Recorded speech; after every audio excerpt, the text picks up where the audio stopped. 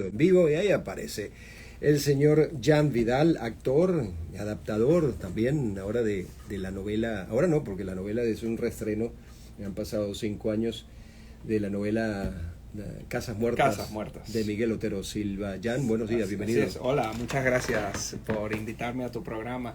Sí, pues esta es un proyecto, ¿verdad? Que idea de Evelyn Navas, que es la productora, que además en esta temporada se monta como la señorita Berenice, que es otro de los personajes importantes de la novela.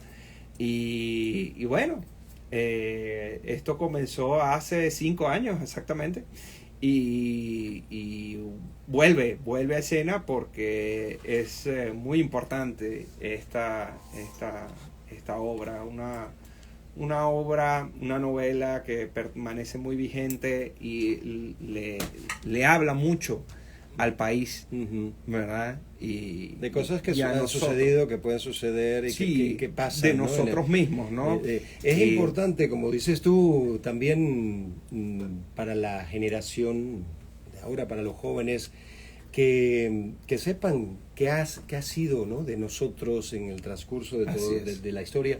Y Casas Muertas es en el colegio se lee Casas Muertas. No sé si ahora se lee Casas Muertas, yo se tampoco, lo mandan a leer, pero tampoco, sí es interesante. A mí me la mandaron. Yo la leí ya y la leí y la olvidé lamentablemente, ¿no? Porque me quedan rasgos de cosas, ¿no? Tú me estabas dando datos allí del pueblo, de los personajes y todo resuena, salta en mi cabeza, pero seguro, pero no recuerdo muy bien la historia. Sí, bueno, es la historia de Carmen Rosa, ¿no? Que es una joven orticeña que vive pues en este pueblo que se está cayendo, ¿verdad? Que todos los días hay una casa menos, ¿verdad? Porque la gente, bueno, se muere con la hematuria, se la lleva al paludismo o migra hacia los pueblos de Oriente, ¿no? Donde hay que recordar que esta novela sucede en 1928.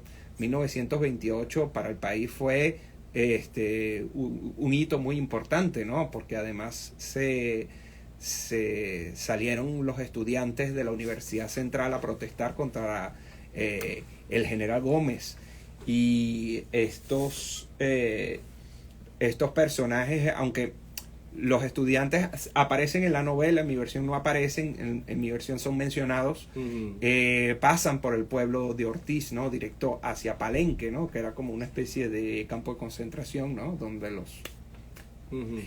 Y bueno, Miguel Otero Silva, ¿verdad? Pertenece a esta generación, la generación del 28, y por lo tanto él hace esta novela también como un tributo a su generación, a la generación del 28, ¿verdad? Que luchó contra el general.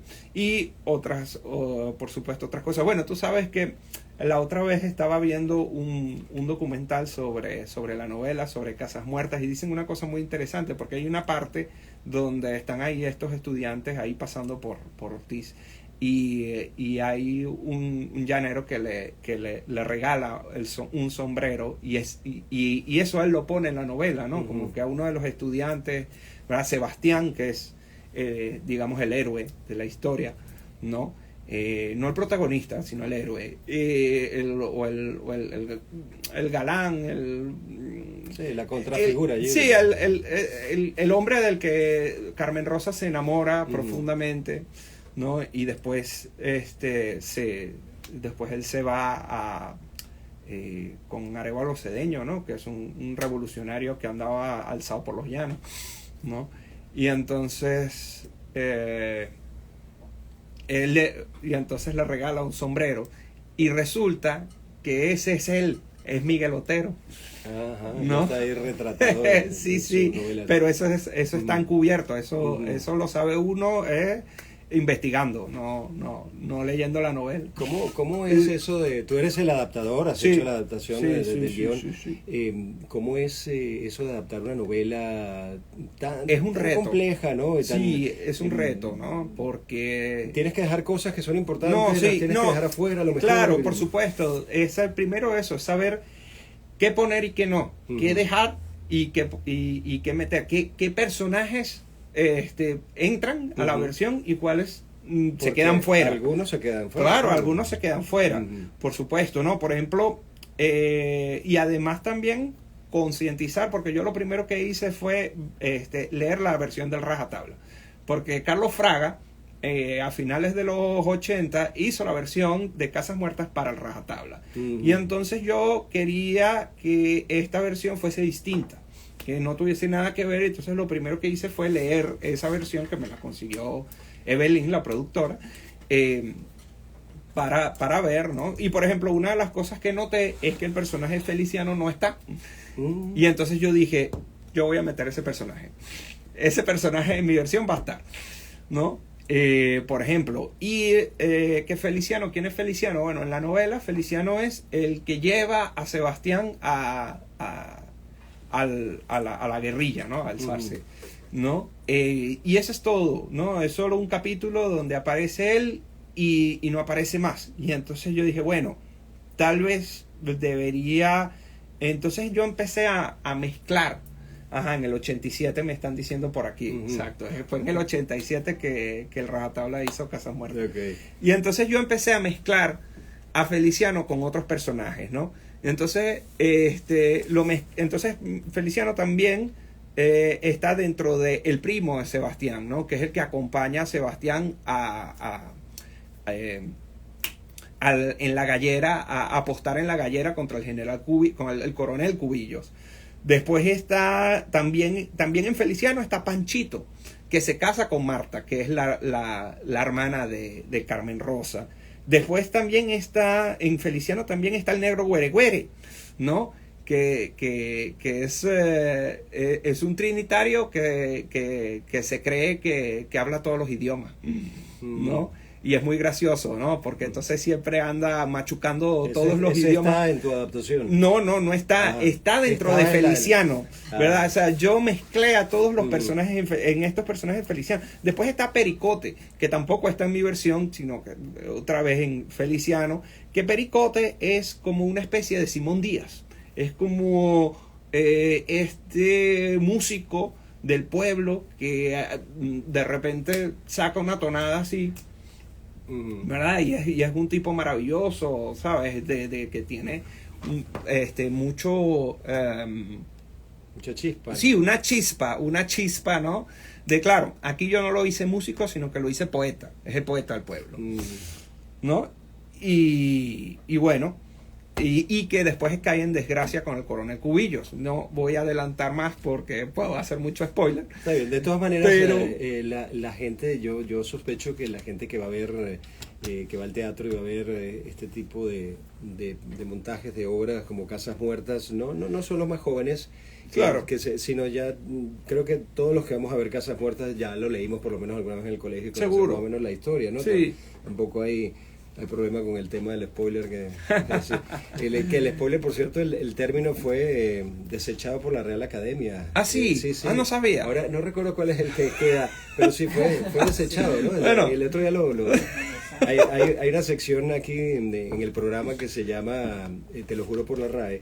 Y ella me lo contó, la profe Dailes García Ferrer, me dijo, me dio este dato, ¿no? En uno de los programas, que el spoiler quedaba desechado y el término pero hay otro término. Claro, el otro término hay que buscarlo, no recuerdo cuál es el otro término, vamos a buscarlo a ver si lo encontramos. Bueno, pero sabemos que aquí el spoiler es adelantar temas importantes de la obra, que si te los revelo, entonces ya no impactan tanto. La Academia lo desechó, pero nosotros no. Yo lo sigo usando. Mira, es una gran responsabilidad, Sí, lo que te sí, decía antes, lo de sí. hacer una versión de una obra de un artista además tan relevante como Miguel Otero Silva. Sí, sí. Este tipo de obras, o las obras, digamos, en general, tienen varios mensajes. Ujú. Yo me imagino Sí. que tú tomas algunos de los mensajes de Miguel Otero Sí, Silva. Que te parecen relevantes. yo traté de sacarle el jugo a la novela lo más grande posible para tocar todos los temas de la obra. Por supuesto, es una versión, tiene sus licencias artísticas, yo me tomo mis licencias artísticas, por supuesto, pero la esencia de la novela está ahí, y eso es lo importante.